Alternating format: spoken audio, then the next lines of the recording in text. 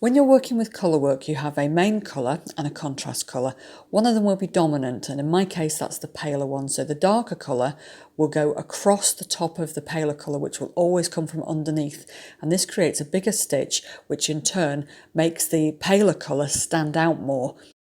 It doesn't really matter how you do this, but I've been using two hands with my yarn. So I will knit the first stitch with my usual English flick, and then I will pick up the second colour using a continental style, which is hooked the yarn over my left hand first finger.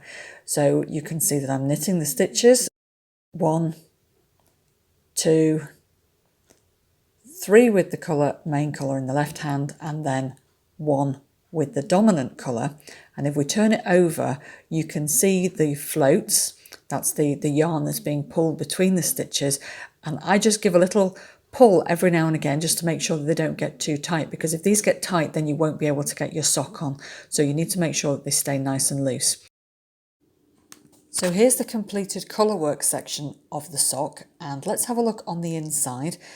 You can see the floats here. They're the floats where the grey colour was the dominant colour. Now I did change partway through the sock. Let me show you how this works.